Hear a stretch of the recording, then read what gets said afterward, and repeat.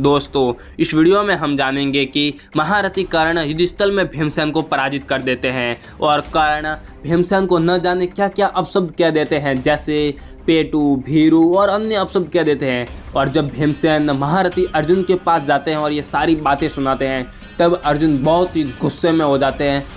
तब वो युद्ध भूमि में क्या करते हैं, ये सब जानने के लिए आप हमारे वीडियो के अंत तक बने रहिएगा। और हाँ, मैं आपको बता दूं कि ये वीडियो हमने महाभारत द्रोण पर्व में जयद्रथ वध पर्व के अंतर्गत 148वें अध्याय से लिया गया है। तो फिर चलिए शुरू करते हैं वीडियो बिना देर किए। धृतराष्ट्र ने पूछा, संजय, अब पांडव पक्ष के और मेरे सूरवीर सैनिक पूर्वोक्त रूप से युद्ध के लिए उद्यत हो गए, तब भीमसेन ने क्या किया ये मुझे बताओ। संजय ने कहा, राजन, रथहीन भीमसेन कर्ण के वाग्बाणों से पीड़ित हो अमरस के वशीभूत हो गए थे। वे अर्जुन से इस प्रकार बोले, धनंजय, कर्ण ने तुम्हारे सामने ही मुझसे बारंबार कहा है कि अरे तू निमुचिया, मूर्ख, पेटू, अस्त्र विद्या को न जानने वाला बालक और संग्राम भीरू है, अतः युद्ध न कर। भारत जो ऐसा कह दे वह मेरा वध्य होता है।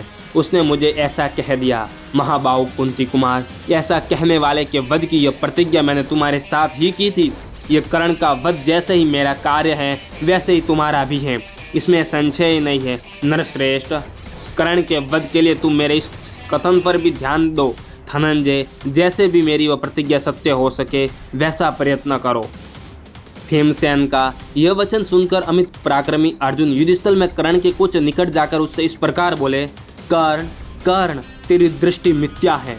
सूतपुत्र, तू स्वयं ही अपनी प्रशंसा करता है। अधर्म बुद्धे, मैं इस समय तुझसे जो कहता हूँ सुन। राधानंदन, युद्ध में सूरवीरों के दो प्रकार के क्रम देखे जाते हैं, जय और पराजय। यदि इंद्र भी युद्ध करे तो उनके लिए भी वे दोनों परिणाम अनिश्चित है, अर्थात ये निश्चित नहीं कि कब किसकी विजय होगी और कब किसकी पराजय। ओ निर्लज कर्ण, तू बार बार युद्ध छोड़कर भाग जाता है, तो भी तुझे भागते हुए के प्रति भीमसेन ने कोई कटु वचन नहीं कहा। भीमसेन के इस महात्म्य और उनके उत्तम कुल में जन्म लेने के कारण प्राप्त हुए अच्छे शील स्वभाव को प्रत्यक्ष देख ले। सूतपुत्र, फिर तूने भी पुनः युद्ध करके केवल एक ही बार देवेच्छा से पांडुपुत्र वीरवर भीमसेन को रथहीन किया है। राधापुत्र, तूने भीम को कटु वचन सुनाकर अपने कुल के अनुरूप कार्य किया है। नरश्रेष्ठ, इस समय जो संकट तेरे सामने प्रस्तुत है उसे तू नहीं जानता है। जैसे सियार जंगली व्याघ्र आदि जंतुओं की अवहेलना करे, उसी प्रकार तू भी क्षत्रिय समाज का अपमान कर रहा है। संग्राम भीमसेन का तो पैतृक क्रम है और तेरा काम तेरे कुल के अनुरूप रथ हाँकना है। राधापुत्र, मैं इस युद्ध के मुहाने पर संपूर्ण शस्त्रधारी योद्धाओं के बीच में तुझसे कह देता हूँ, तू अपने सारे कार्य सब प्रकार से पूर्ण कर ले। संग्राम में इंद्र को भी एकांततः सिद्धि नहीं प्राप्त होती। सात्यकी ने तुझे रथहीन करके मृत्यु के निकट पहुंचा दिया था। तेरी सारी इंद्रियां व्याकुल हो उठी थी, तो भी तू मेरा वध्य है ये जानकर उन्होंने तुझे जीतकर भी जीवित छोड़ दिया। परंतु तूने रणभूमि में युद्ध परायण महाबली भीमसेन को देवेच्छा से किसी प्रकार रथहीन करके जो उनके प्रति कठोर बातें कही थी, ये तेरा महान अधर्म है। नीच मनुष्य वैसा कार्य करते हैं।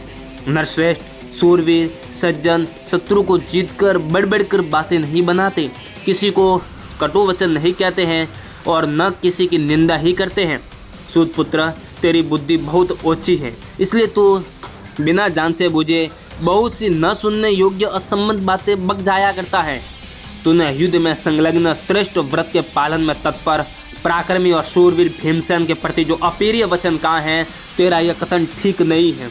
सारी सेनाओं के देखते देखते मेरे और श्री कृष्ण के सामने युद्धस्थल में भीमसेन ने तुझे अनेक बार रथहीन कर दिया है, परंतु उन पांडुनंदन भीम ने तुझसे कोई कटु वचन नहीं कहा। तूने जो भीम को बहुत सी रूखी बातें सुनाई है और परोक्ष में तुम लोगों ने जो मेरे पुत्र सुभद्रा कुमार अभिमन्यु को अन्यायपूर्वक मार डाला है, अपने उस घमंड का तत्काल ही उचित फल तू प्राप्त कर ले।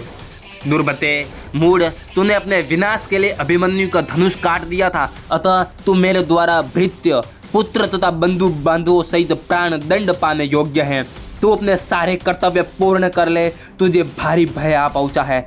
मैं युद्धस्थल में तेरे देखते देखते तेरे पुत्र वृषसेन को मार डालूंगा।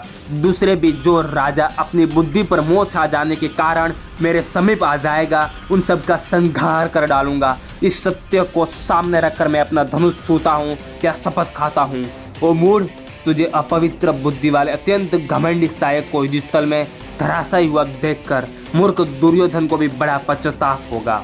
इस प्रकार अर्जुन के द्वारा कर्ण पुत्र वृषसेन के वध की प्रतिज्ञा होने पर उस समय वह रथियों का महान एवं भयंकर कोलाहल छा गया।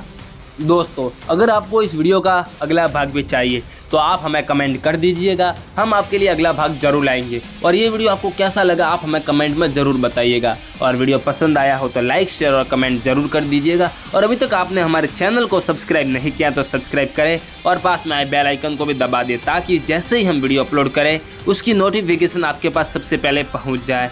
धन्यवाद।